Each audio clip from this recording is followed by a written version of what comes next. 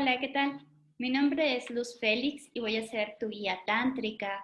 También voy a ser maestra en el área de alquimia sexual.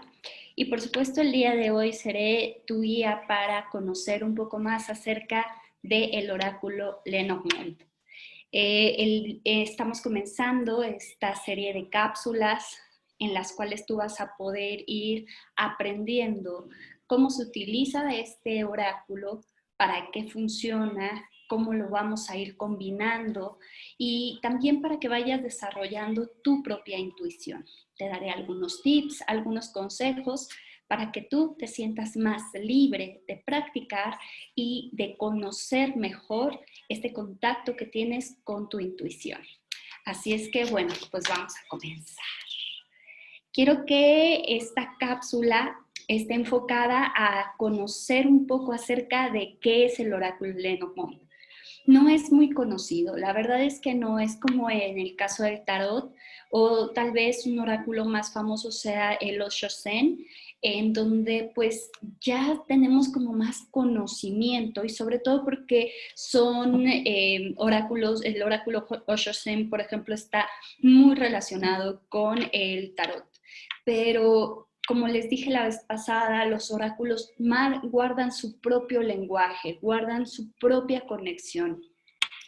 Y un cartomancista, un cartomante, tiene que tener la sensación de que lo que está leyendo ahí le comunica, le habla, le dice cosas en su mente.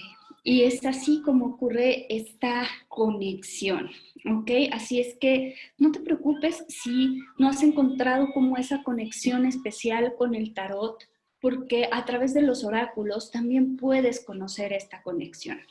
Y bueno, pues te voy a contar la historia de Marianne Adelaide Lenormand. Marianne era una chica, bueno, nació en el año de 1772, ¿ok? Y murió en 1843. Fue una mujer en muchos aspectos de un misticismo muy especial. Pero además la historia que guarda su propia vida es muy interesante porque está llena de magia, está llena de contenidos increíbles, interesantísimos. Y bueno, pues antes que nada me quiero disculpar porque soy mexicana y soy chilanga, entonces probablemente alguno de mis mexicanismos salga por ahí en cualquier momento. Así es que si hay alguna palabra que no entiendes, bueno, me escribes y ya yo te explico qué significa. Pero bueno, te voy a contar entonces la historia de Marianne. Marianne Adelaide Lenormand, te digo, nace en 1772, pero antes de su nacimiento ya había ocurrido un acontecimiento muy importante. Por ahí de 1720 nace Luis XV. Luis XV era un rey, ¿no? Pero el rey de Francia, Luis XV, para aclarar de dónde estamos hablando, por si no sabes mucho de historia, no te preocupes, yo tampoco sé mucho, solamente algunas cosas que me interesan las estudio, pero bueno, en este caso quiero que sepas que cuando Luis tenía 2 años, tuvo una enfermedad que contagió a toda su familia. No me acuerdo si fue sarampión, algo así, de esas enfermedades que no tenían cura en ese entonces, y entonces toda su familia se contagió y todos murieron. Pero su nana se negó a que a él lo atendiera el médico de la familia. Ya sabes que pues, la medicina estaba como todavía no estaba muy desarrollada y la intuición de esa mujer, porque ella era quien lo amamantaba, le decía que no le dieran esos medicamentos y esos tratamientos porque le iba a hacer daño al pequeño niño de 2 años. Y tuvo toda la razón, porque gracias al amor y cuidado que le dio esta mujer, con remedios de hierbas, con cuestiones que venían de un linaje en esta mujer, de conocimiento de la tierra, fue así como logró salvar a Luis XV. Así es que Luis crece bajo la tutela de esta nana, pero por ahí de los 14, 15 años, imagínate ser un rey solo, sin padres, solamente tenía a su abuelo, que no le hacía caso porque pues ya para él era un viejo y teniendo todo el poder que él tenía, pues se salió de control, estaba como muy deschavetado. Habían ciertos problemas en el palacio porque este chavo se la pasaba de fiesta, en el relajo bacanal, tenían constantemente orgías, despilfarros increíbles. Y esto no solamente estaba causando un problema a nivel económico en la corona, sino que además estaba acompañado de una muy mala época de cosecha. A nivel económico, Francia estaba en un problema social. Y entonces, si a eso le sumas el rey que andaba echando su relajo, ¿ok? Pues déjame decirte que el pueblo empezó a enfurecer. Y esto es muy importante porque es ahí donde se sientan las bases para que en el futuro se desarrolle la Revolución Francesa, que sabemos que es más que un solo enojo a nivel social de un país, es que la Revolución Francesa vino a cambiar el mundo por completo. Entonces, bueno, pues vamos a ver la importancia y la relevancia que este hombre tenía. ¿Por qué? Bueno, pues porque años más tarde, por ahí de 1770, 71, él ya había, obviamente, ya le había bajado un poco a su relajo, pero pues seguía siendo un rey extravagante, sin límites, acostumbrado a tener lo que quería, por la buena o por la mala, ¿verdad? Y en este sentido, conoce al padre de Mary Ann en una fiesta. Son presentados. El padre de Mary Ann era comerciante y estaba casado con una mujer hermosa, voluptuosa, piel de porcelana, ojos grandes y sensibles, para la época de la que te estoy hablando, que es el siglo XVIII, el contexto de belleza que hoy conocemos, el concepto de belleza que hoy conocemos a través de los medios de comunicación, son otros a los estándares que había en esa época. Entonces podríamos decir que la mujer era rellenita, gordibuena, digamos, en ese sentido. Entonces estaba como, la verdad, pues muy guapa. Y decían, ¿cómo es posible que esta mujer tan guapa esté con este hombre que es un simple comerciante? Bueno, pues le llenó el ojo a Luis XV. No se sabe porque aún en las biografías no autorizadas y autorizadas por la familia, no se ha dicho abiertamente o públicamente. Imagínate un secreto que tenga tantos siglos, pero bueno, que después de que se conocieron, tuvieron un acuerdo comercial muy importante con la corona, a partir de ese acuerdo comercial en el cual intercambiaron palabras, mujer, bueno, cuenta la leyenda que algún intercambio tuvo que haber para tener estos beneficios el padre de Lenormand. Entonces, pues, surprise, ¿no? 9 meses después de ese encuentro, nace Mary Ann. Y Mary Ann, desde que nació, fue la última hija de ese matrimonio, que ya tenían 2 hijos antes. Cuando nace, a los 2 años, ¿te suena?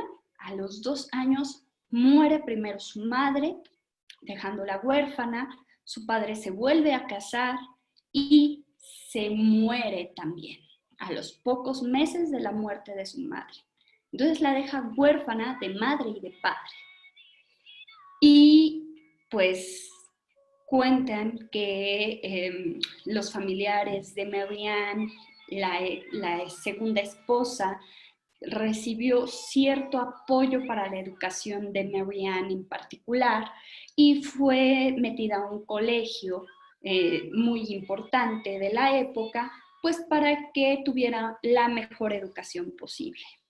Y así fue, hasta más o menos como los 8 años de Marianne, en el que muere el rey y estos privilegios terminan porque no hay quien pague ya la escuela y los estudios de esta niña. Así es que los tíos y los familiares de Marianne ya no podían pagar esta educación y la envían a un colegio de monjas. En este colegio de monjas, la verdad es que ella sufrió mucho. Y sufrió mucho porque ella no era normal, como se conoce, ¿no? Imagínate a los 8 añitos tener sensación de que las cosas iban a pasar y verlas ocurrir, ¿no? Y decirle a las monjas en una situación política en la que, bueno, pues la religión sigue teniendo muchísimo peso en el desarrollo social, el que escucharan a una niña de 8 años decir situaciones que se volvían realidad, a las monjas les espantaba mucho. Y como ocurre con todo aquello que no se comprende, que te causa miedo, y como no lo logras comprender, pues empieza a generarte mucho malestar. Y en ese sentido, Marianne fue reprendida mucho tiempo por tener estos dones. Fue lastimada, herida, castigada, criada con mano dura para que dejara de pensar así, para que dejara de ser así, para que cambiara y pues digamos que la curaran o la sanaran de esas posesiones diabólicas que ellas consideraban que tenía esta niña por lo que podía predecir. Incluso predijo la muerte de la abadesa, predijo varias cosas que para ellas era como, ay, esta niña me da miedo, ¿no? Pues a los 14 años la familia deja de pagar la educación de Marianne y además eran constantes las llamadas de atención por parte de las monjas a la familia diciéndoles que tenían que obligar a la niña a que cambiara. Sin embargo, pues ella fue enviada a París con su tía a trabajar en una tienda de sombreros, cosa que ella odiaba, ¿no? Entonces, imagínate, después de haber sido criada los primeros 8 años de tu vida como una princesa, en donde aprendiste inglés, buenos modales, todo pues, actuar social que pertenece a la realeza. Luego te cambian de escuela en donde te meten unas madrizas, perdón, pero es como algo así como que te pegan, te lastiman, te violentan para que dejes de ser quien eres. Y cuando por fin sale del convento y es enviada con su tía, pues para ella también es como un respiro. Y además su tía no tenía como que ese miedo que tenían las monjas, porque ella ya tenía un contacto con la cartomancia. Y es ella quien le enseña con una simple baraja cómo ir canalizando esa comunicación intuitiva que ella tenía. ¿Ok? Y eso es justamente donde está la magia de Lenormand, en que era un don que ella ya poseía desde la infancia y además la forma en la que fue educada le ayudó muchísimo en la vida. ¿Por qué? Posteriormente, ella empieza a adivinar, a hacer estas pues dones que ella tenía, a desarrollar sus dones y empieza a hacerlo pues a escondidas porque en esa época la cartomancia no es que fuera ilegal aún, pero no era reconocida. Sin embargo, también era una profesión, ¿eh? O sea, tienes que saber que se estudiaba para ello. Y ella se empezó a vincular muchísimo con un círculo importante de cartomantes. Estamos hablando de aquellos que crearon el tarot de Crowell, el tarot Rider-Waite. Ella estudió con ellos en secreto. Se cuenta que desaparecía más o menos una vez al año, que las fechas en las que desaparecía coincidían con las fechas en las que se daban ciertas conferencias o ciertos estudios en Londres respecto a este tema.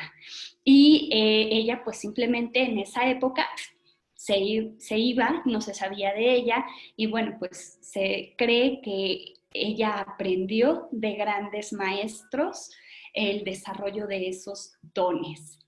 Así, pasando el tiempo, conoce a Catalina, que Catalina era, pues imagínate, ay, no es cierto, no fuera Catalina, y perdóname, se me fue el avión. No, fue a Josefina, perdón. Fue Josefina. Josefina era la esposa de Napoleón Bonaparte, pero Marianne conoce a Josefina mucho antes de que ella siquiera conociera a Napoleón. Ya si te echas un clavado a la vida de Josefina, te vas a dar cuenta que lo que tenía ella era que era una mujer muy chingona, muy empoderada, con una capacidad erótica, sensual, con una calidad. Él sabía perfectamente cómo utilizar sus herramientas femeninas para su bienestar y el de sus hijos. Así es que, bueno, pues ella fue una gran amiga de Josefina y una gran guía para ella. Incluso se cuenta que fue ella quien le dijo que le diera la oportunidad a ese hombre que acababa de conocer, porque grandes cosas le esperaban y que sería emperador de Francia. Así es que Josefina le dio la oportunidad a ese hombre. No estoy diciendo que estuviera con él por interés, porque Josefina amó profundamente a Napoleón. Pero esta historia se cuece aparte. Lo que sí quiero que sepas es que Josefina incluso llegó a asesorar a Napoleón con base en su oráculo, en su cartomancia. Y Napoleón, en algunas de sus anécdotas, dice que él era cartomante como de corazón, porque en el fondo le gustaba la cartomancia practicarla, no solamente que le leyeran. Y bueno, pues este suceso cambió cuando Marianne advirtió a Josefina de una traición que sufriría por parte de Napoleón. Y así fue, porque Napoleón la traicionó con otra mujer y buscó el divorcio con ella, porque Josefina ya no podía darle hijos y él quería un primogénito, pues para perpetuar la corona que él consideraba, ¿no? Como emperador que fue de esa época de Francia. Así es que, wow, pues estamos hablando, incluso también Marianne intervino en varias decisiones que Napoleón tomó importantes para su carrera, en las cuales pues fue gracias a eso que él despuntó a nivel político, tomó las decisiones correctas a tiempo. Así es que, bueno, pues espero que te haya causado suficiente interés como para que googlees a Marianne Adelaide Lenormand y bueno, pues puedas conocer un poco más de su historia, que te metas a estudiar un poco también la historia de Napoleón y Josefina.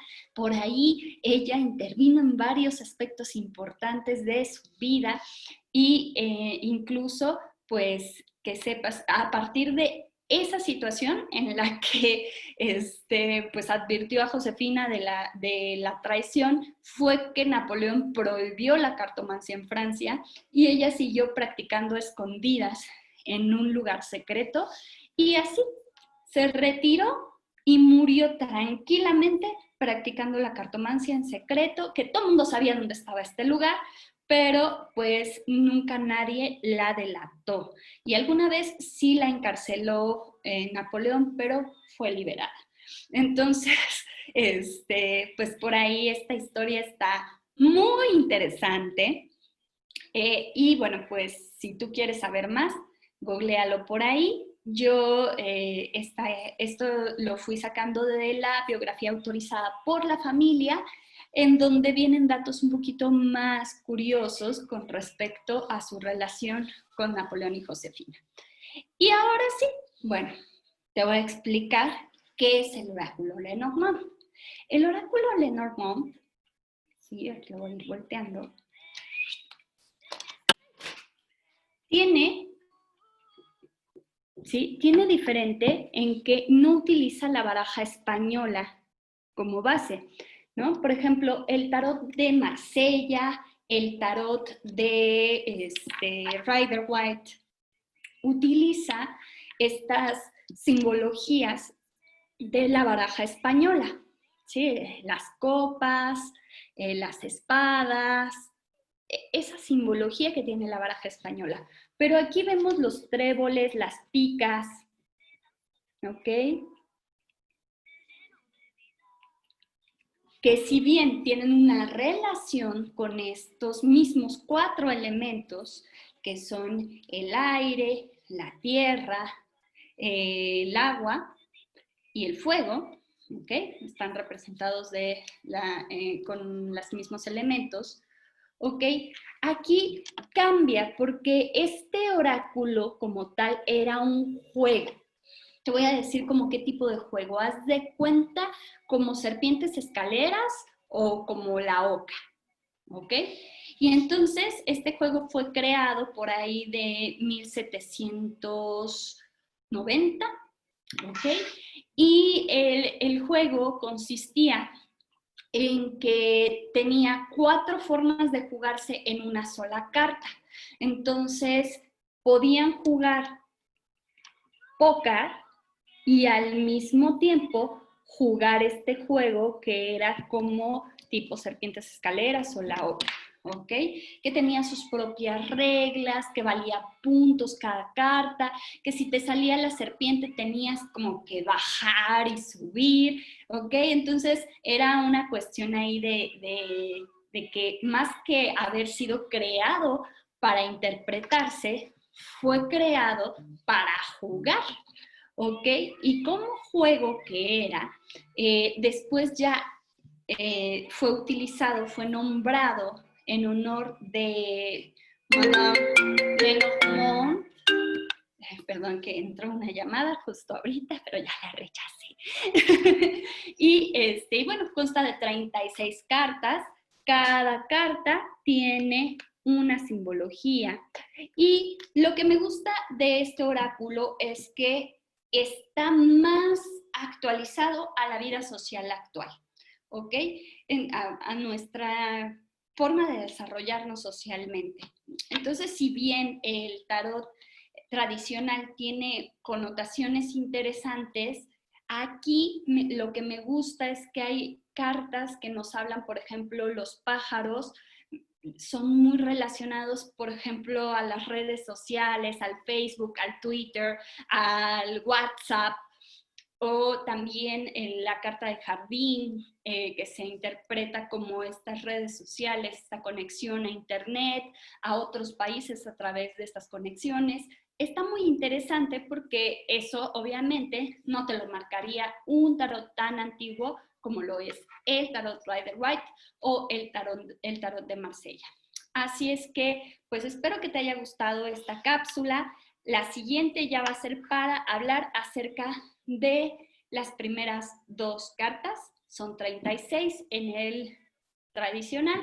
Hay algunos otros más modernos que incluyen ya otras como 4 o 5. He visto por ahí una del tiempo, una que se llama el puente, pero eso ya depende, digamos que del diseño que están sacando de la nueva versión de este oráculo, ¿ok? Así es que pues muchísimas gracias por seguirnos viendo y nos vemos en la siguiente cápsula.